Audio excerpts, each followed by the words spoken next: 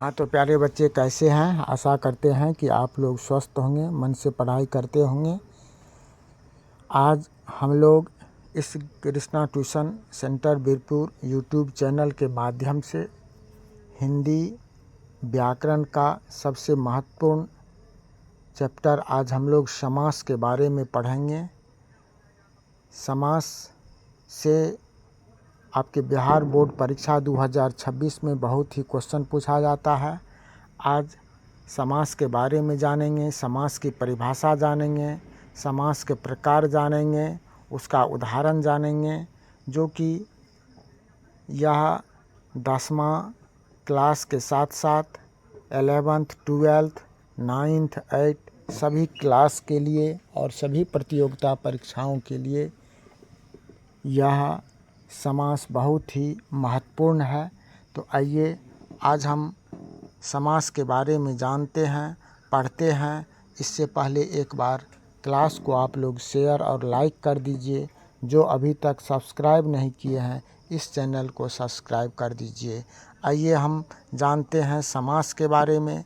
जो समास क्या है, तो समास की परिभाषा सर्वप्रथम जानेंगे। जो समास दो या दो से अधिक शब्दों से मिलकर बने हुए एक नवीन और सार्थक शब्द जिसका कोई अर्थ हो उसे समास कहते हैं। उसे क्या कहते हैं? उसे हम समास कहते हैं। जो दो या दो से अधिक पदों के, दो या दो से अधिक शब्दों के मेल से जो एक नया शब्द बनता है जिसका कुछ सार्थक अर्थ होता है उसे समास कहते हैं। जैसे कहते हैं रसोई के लिए घर, रसोई के लिए घर, तो यहाँ पर रसोई और घर दो शब्द है, दोनों को मिला करके एक शब्द बनता है, वह कहलाता है रसोई घर। तो ये रसोई घर क्या हो गया? समासिक शब्द हो गया, समासिक शब्द। अब देखिए एक नया चीज़ हम यहाँ पर लिए हैं, समासिक शब्द। एक नया चीज़ क्या लिए हैं? समासिक शब्द। तो समासिक शब्द का मतलब है समास के नियमों से निर्मित शब्द। जो समास के नियमों से जो शब्द बना होता है उसे समासिक शब्द व समासिक शब्द कहलाता है। और इस समासिक शब्द को समस्त पद भी कहा जाता है।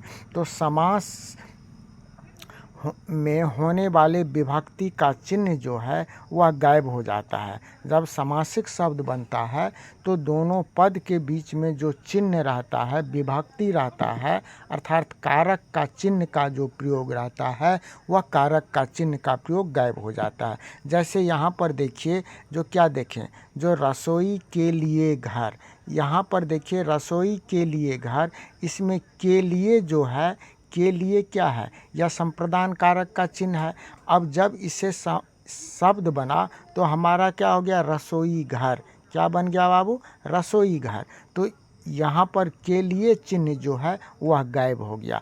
तो यही रसोई घर जो हो गया यह समासिक शब्द है ना। उसी तरह से कहते हैं हाथ के लिए कड़ी, तो उसको क्या कहा गया? हथकड़ी। नील और कमल, नहीं नील कमल, राजा का पुत्र राजपुत्र। तो यहाँ पर का या के लिए, ये सब जो रसोई के लिए घर है, हाथ के लिए हथकड़ी है, ये सब चिन्ह जो जब लोप हो जाता है और उससे जो शब्द बनता है उसे समासिक शब्द कहते हैं। और जब इसका जो है चिन्ह का हम प्रयोग करते हैं तो उसे समास विग्रह कहा जाता है। ठीक है, उसे क्या कहा जाता है? समास विग्रह। तो समास विग्रह में देखिए, जब समासिक शब्दों के बीच के संबंध को स्पष्ट करने को समास विग्रह कहते हैं। विग्रह के बाद समासिक शब्द गायब हो जाता है, अर्थात समस्त पद के सभी पद अलग अलग हो जाते हैं, उसे ही समास विग्रह कहते हैं। और इसमें विभक्ति के चिन्ह का प्रयोग हो जाता है। जैसे माता पिता, तो क्या हो गया? माता और पिता। राजपुत्र, राजा का पुत्र। यहाँ पर राजपुत्र मतलब राजा और पुत्र दो शब्द से मिलकर के बना है राजपुत्र। तो ये जो राजा का पुत्र हो गया यह विग्रह हो गया। माता पिता, माता और पिता ये क्या हो गया, ये माता और पिता जो हो गया यह विग्रह हो गया। अब समास के भेद जानते हैं। समास के मुख्य 6 भेद होता है। कितने भेद होते हैं समास के? समास के मुख्य 6 भेद होते हैं। पहला होता है अव्ययी भाव समास, दूसरा होता है तत्पुरुष समास, तीसरा होता है कर्मधारय समास और चौथा होता है दिग्गु समास। चौथा क्या होता है? दिग्गु समास। पांचवा होता है द्वंद्व समास और छठा होता है बहुब्रीहि समास। तो ये समास के 6 भेद होते हैं। अब एक एक समास के बारे में हम जानेंगे। पहला समास है हमारा अव्ययी भाव समास। पहला समास क्या है? अव्ययी भाव समास। अव्ययी भाव समास कहा जाता है जिस समास का पूर्व पद प्रधान हो। पूर्व पद मतलब पहला पद। 2 पद होता है तो पहले पद को पूर्व पद कहा जाता है और अंतिम वाला जो पद है उसको अंतिम पद कहेंगे। तो पूर्व पद प्रधान हो और वह पूर्व पद जो है अव्यय हो। वह क्या हो? अव्यय हो। उसे अव्ययी भाव समास कहते हैं। इसमें अव्यय जो है वह लिंग, वचन और कारक में नहीं बदलता है। वह हमेशा एक जैसा रहता है, एक समान रहता है। तो पहला पद जो है अव्ययी भाव समास में ये याद रखिएगा, जो पहला पद उपसर्ग होता है। पहला पद क्या होता है? अव्ययी भाव समास में उपसर्ग होता है। जैसे अ, आ, अनु, प्रति, हर, भर, नी, नीर, यथा, यावत, ये सब उपसर्ग शब्द का जो है बोध होता है। जैसे कहते हैं यथाशक्ति, तो यथा यहाँ पर यथाशक्ति, यथाशक्ति तो क्या हो गया? यथा उपसर्ग हो गया। यथा क्या हो गया? उपसर्ग हो गया। यथा हो गया उपसर्ग, है ना। तो यथाशक्ति। अब इसका विग्रह जब यथा लगा हुआ रहता है तो यथा के बदले में क्या कहते हैं? जो अनुसार आ जाता है। तो इसका विग्रह क्या हो गया? शक्ति के अनुसार। प्रतिदिन मतलब प्रत्येक दिन, ये विग्रह हो गया। आजन्म, जन्म से लेकर, रातों रात, रात ही रात में, आमरण, मृत्यु तक, अभूतपूर्व, जो पहले नहीं हुआ है ना। तो ये हो गया अव्ययी भाव समास का उदाहरण। दूसरा समास होता है हमारा तत्पुरुष समास। दूसरा समास क्या होता है? तत्पुरुष समास। दूसरा समास तत्पुरुष समास होता है। तत्पुरुष समास में है जो जिस समास का उत्तर पद प्रधान हो, पहला पद गौण रहता है और अंतिम पद जो है, उत्तर पद मतलब अंतिम पद प्रधान होता है, उसे तत्पुरुष समास कहते हैं। इसे बनाने से 2 पद के बीच कारक चिन्ह का लोप हो जाता है और उसे तत्पुरुष समास कहते हैं। जैसे धर्म का ग्रंथ। अब देखिए यहाँ पर धर्म का ग्रंथ, का चिन्ह है कारक का, कर्म कारक का, तो यह लोप हो गया तो बन गया धर्म ग्रंथ।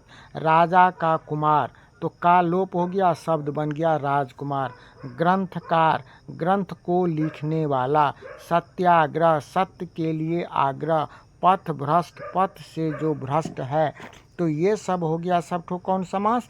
ये हो गया हमारा तत्पुरुष समास। इसी तरह से राजसभा, राजा की सभा। जल समाधि, जल में समाधि, ये तत्पुरुष समास हो गया। अब देखेंगे अगला समास जो होता है हमारा, वह कर्मधारय समास होता है। अगला क्या होता है? कर्मधारय समास।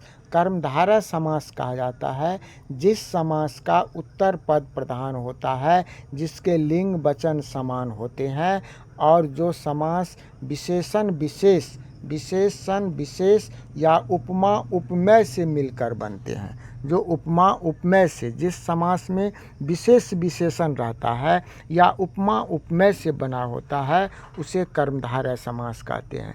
जैसे देखिए चंद्रमुख, तो यहाँ पर चंद्रमा के समान मुख। अब मुख कैसा है? चंद्रमा के जैसा। तो ये विशेषता बताता है, इसमें विशेषण है। दही बाड़ा, दही में डूबा हुआ बाड़ा, ये विशेषता है दही बाड़ा का। गुरुदेव, गुरु रूपी देव, है ना। चरण कमल, चरण के समान, कमल के समान चरण। चरण कमल का विग्रह क्या हो गया? कमल के समान, कमल के समान चरण। नील गगन, नीला है जो आसमान, तो ये क्या हो गया, विशेष विशेषण, है ना। इसी तरह से चंद्रमुख, ये क्या है ना, जो चंद्रमा के समान जिसका मुख है वह चंद्रमुख हो गया, ठीक है। तो ये कर्मधारय समास हो गया। अगला समास हमारा होता है दिग्गु समास। दिग्गु समास में जिस समास का पहला पद संख्यावाचक होता है उसे कहा जाता है दिग्गु समास।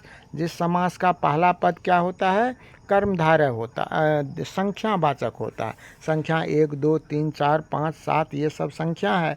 तो जिस संख्या का शब्द का पहला पद जो है वह संख्यावाचक होता है उसे कहा जाता है दिग्गु समास। जैसे नवग्रह, क्या कहते हैं, नवग्रह, 9 ग्रहों का समूह। दोपहर, दोपहर का समाहार। त्रिवेणी, 3 वेणियों का समूह। पंचतंत्र, 5 तंत्र का समूह। त्रिलोक, तीनों लोक का समाहार। शताब्दी, 100 अब्दों का समूह। सप्त ऋषि, 7 ऋषियों का समूह। त्रिकोण, 3 कोणों का समाहार। सप्ताह, 7 दिनों का समूह।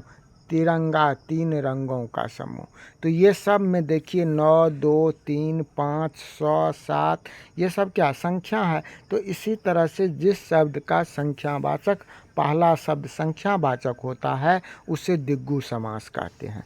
अब आता है हमारा द्वंद्व समास। अब क्या आता है, द्वंद्व समास। द्वंद्व समास कहा जाता है जिस समास का दोनों पद प्रधान होता है, उत्तर पूर्व पद भी और उत्तर पद भी, अर्थात शुरू वाला पद और अंतिम पद दोनों प्रधान होता है। इसमें कोई पद जो है गौण नहीं होता है, वह एक दूसरे का विलोम होता है, उल्टा होता है, लेकिन हमेशा नहीं होता है।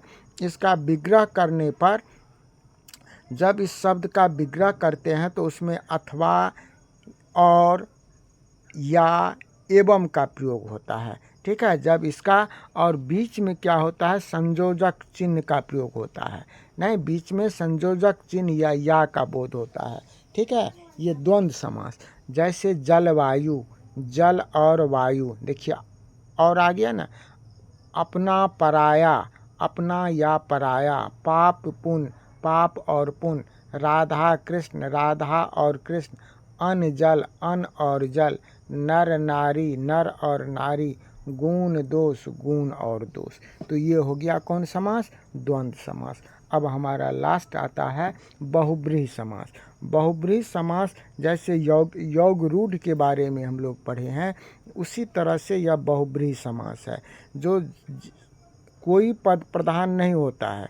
जिस समास का न पूर्व पद, पहला पद और न अंतिम पद प्रधान होता है, लेकिन कोई तीसरा पद आकर के, उसमें तीसरा शब्द आकर के प्रधान हो जाता है, उसे बहुब्रीहि समास कहते हैं, है ना। जैसे इसका विग्रह करने पर क्या होता है, जब हम इसका विग्रह करते हैं तो विग्रह करने वाला जो है या जिसका, जिसके, या वह आदि सब आता है। जैसे कहते हैं गजानन, नहीं, गज है आनंद जिसका, अर्थात उसको गजानन कहने से क्या हो गया, इसका न गज प्रमुख हो गया न आनंद, लेकिन एक तीसरा शब्द गणेश इसका मुख हो गया। त्रिनेत्र, 3 है नेत्र जिसके, अर्थात शिव, महत्वपूर्ण हो गया शिव। नीलकंठ, नहीं, यह शिव है। लंबोदर, अर्थात गणेश, लंबा है जिसका उदर। दशानन, 10 है आनंद जिसका, अर्थात रावण, है ना। चतुर्भुज, 4 भुजाओं वाला, अर्थात विष्णु।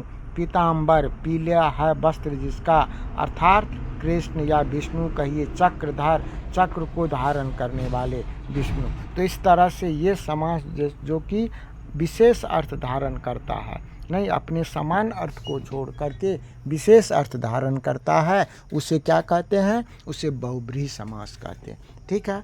अब ये 6 समास तो हम जान लिए, पढ़ लिए। एक और समास आता है नई समास।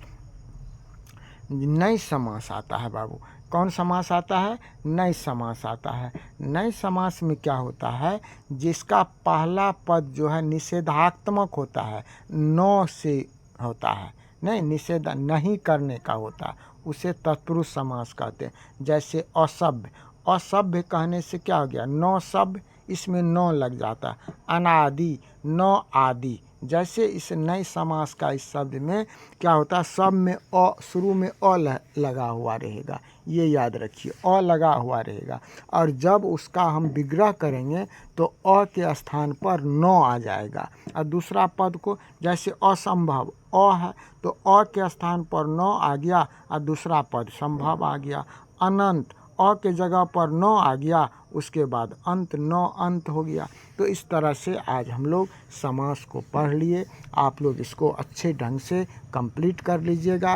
परीक्षा में जो है 5 नंबर का समास या उसका विग्रह करने के लिए, या समास का उदाहरण पूछता है, या समास पूछ देता है, या कौन समास है। तो इस तरह से आज आप लोगों का ये 26 के बोर्ड परीक्षा में 10वां क्लास के लिए बहुत ही इम्पोर्टेंट है।